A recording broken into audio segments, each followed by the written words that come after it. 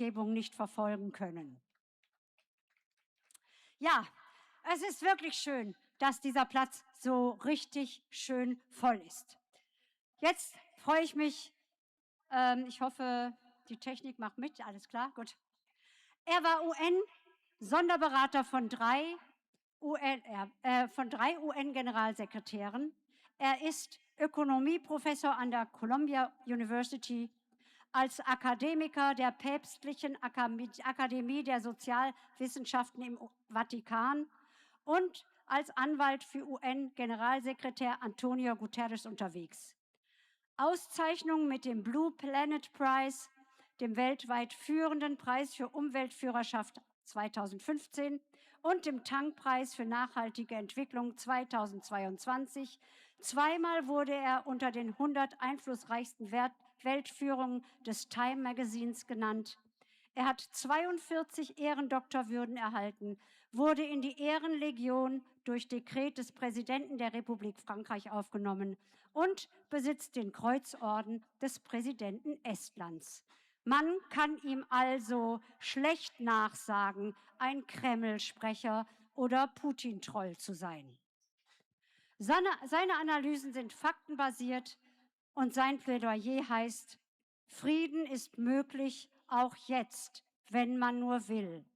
Es braucht Diplomatie und den Wunsch nach Sicherheit für alle. Wir hören und sehen jetzt auf der Leinwand Jeffray Sachs.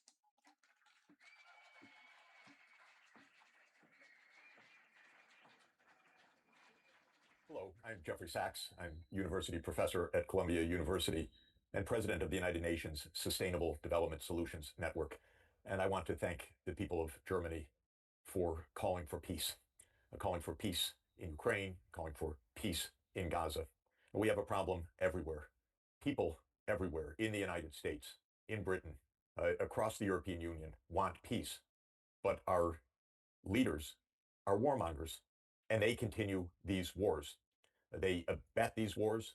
They support these wars financially and with armaments. They are warmongers in their expressed hatred of the other side. And most importantly, our leaders do not engage in diplomacy to find a way to peace. Now, the German government is saying, oh, you can't talk to the Russians. You can't negotiate with the Russians. They don't want to negotiate. But the fact is, it's Germany that doesn't negotiate. It's Europe that doesn't negotiate. It's the United States that doesn't negotiate. Let's look at the facts. The United States and the Soviet Union negotiated the Anti-Ballistic Missile Treaty, signed in 1972. Who broke the treaty? The Soviet Union? No. Russia? No. The United States broke the Anti-Ballistic Missile Treaty. In the year 1990, Chancellor Helmut Kohl and President Mikhail Gorbachev negotiated the reunification of Germany, including the clear and unequivocal promise that NATO would not enlarge, that NATO would not expand 1 inch eastward. Who broke that agreement? The Soviet Union? No. Russia? No. That was Germany and the United States that broke the agreement. No sooner had unification occurred than German politicians started to advocate the expansion of NATO and brought the United States along as well, in complete violation of what had been agreed. In February 2014, Europe and President Putin and President Yanukovych made an arrangement for early elections in Ukraine late in 2014, signed off by European Union foreign ministers. Who broke that agreement? The Russians? No. The United States and Europe broke the agreement because the US promoted a coup on February 22nd, 2014. And though it was completely contradictory to what the European foreign ministers had just agreed the day before, Europe snapped into line with the United States. And so the coup was confirmed by the US and Europe. And what did that coup produce? It produced a war because the new puppet government in Kiev, brought in by the United States and Europe in a coup, said NATO enlargement now to us, to Russia's border. The war began. Then, who negotiated the next agreement, the Minsk II agreement? Well, that would be Germany and France and the United States and Ukraine and Russia supported the Minsk II agreement, and it was ratified in the UN Security Council. And who broke the Minsk II agreement? Russia? No.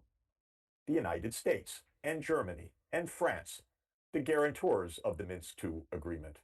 Remember what former Chancellor Merkel said about the Minsk II agreement? Oh, that was just to buy time for Ukraine to gain its strength. Then in April 2022, when the war escalated with Russia's invasion of Ukraine on February 24th, 2022, within weeks, an agreement was reached between Ukraine and Russia to end the war on the basis of Ukraine's return to neutrality. In other words, no NATO enlargement. Who broke that agreement that was initialed by Ukraine and Russia on April 15th, 2022? Russia? No.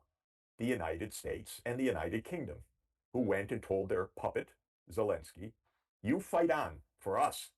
No neutrality. We'll back you. So who failed in diplomacy? Now, the German government has said repeatedly, and I've listened carefully, you can't negotiate with the Russians. They don't want to negotiate. It's very funny. It's the United States that walked out of the Anti-Ballistic Missile Treaty. It's the United States that walked out of the Intermediate Nuclear Force Treaty. It's the United States and Germany that walked out of the promise not to expand NATO. It's the United States, Germany, and France that walked out of guaranteeing the Minsk II agreement. It's the United States and the UK that told Ukraine, keep fighting. Don't settle for neutrality, as in the April 2022 agreement in the Istanbul process. And then the German government has the temerity to tell its people that Russia doesn't want diplomacy. Honest to goodness, ladies and gentlemen, what are we going to do with our governments? They lie to us. They bring us closer to nuclear war. They cheat. They reach agreements that they don't keep. They fake these agreements. They claim that Russia never wants to have diplomacy. How many times has Chancellor Merz tried to speak to President Putin? I think that would be zero. How many times has Foreign Minister Vadaful met with his counterpart, Russian Foreign Minister Sergei Lavrov?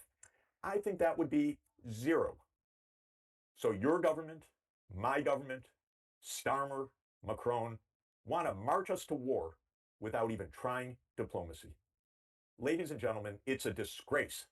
It's a shame of our governments that they don't act like grown-ups with honesty, and that they propose to lead us to war without even trying diplomacy. Thank you for standing up for peace. We need diplomacy. Your foreign minister should go to Moscow or invite his counterpart to come to Germany to speak, to discuss the issues of security on both sides, to hammer out in detail security arrangements for Ukraine, for Russia, and for Europe, not to go mindlessly to war that could kill us all. So thank you for doing what we need to do everywhere. We need to regain the voice of the people in our politics. We are led by warmongers, but our nations are people that want peace. So I'm so grateful to you today for your efforts for peace. They are efforts not only for Germany, they are efforts for the whole world to find the path of peace. And we are all grateful for that. Thank you.